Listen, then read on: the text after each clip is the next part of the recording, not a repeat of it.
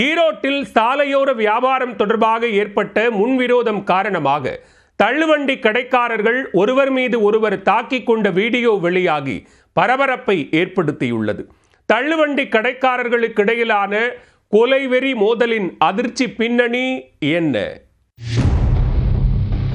சாலையோர விபத்தில் முன்விரோதம் உண்டாகி தள்ளுவண்டி கடைக்காரர்கள் தகராறில் ஈடுபட்ட அதிர்ச்சி காட்சிகள்தான் இது.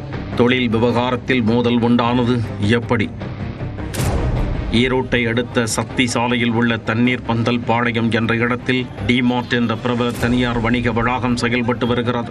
இந்த வளாகத்திற்கு தினந்தோறும் ஆயிரக்கணக்கான வாடிக்கையாளர்கள் வருவதை ஒட்டி சாலையோர வியாபாரிகள் வளாகத்தின் அருகில் பல்வேறு தின்பண்ட கடைகளை அமைத்து வியாபாரம் செய்து வருகின்றனர். இந்நிலையில் கனிராவுத்தர் குளத்தைச் சேர்ந்த சதீஷ்குமார் என்பவர் தனது மனைவியுடன் சேர்ந்து அந்த பகுதியில் சமீப காலமாக தள்ளுவண்டி ஒன்றை நிறுத்தி பானிபூரி வியாபாரம் செய்து வருகிறார். இதேபோல அவரது கடைக்கு அருகே பல மாதங்களாக தட்டுவடை விற்பனை செய்து வரும் நபருக்கும் சதீஷ்குமாருக்கும் இடையே வியாபாரம் தொடர்பாக பிரச்சனை நிலவி வந்ததாக கூறப்படுகிறது.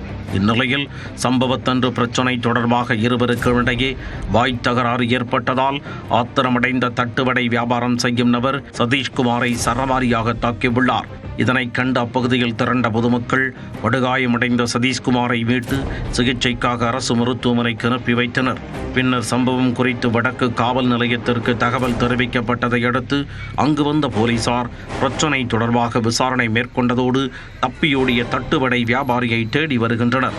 சாலையோர வியாபாரம் தொடர்பாக ஏற்பட்ட முன்விரோதம் காரணமாக தள்ளுவண்டி கடைக்காரர்கள் ஒருவர் மீது ஒருவர் தாக்கிக் கொண்ட சம்பவம் ஈரோட்டில் பரபரப்பை ஏற்படுத்தியுள்ளது.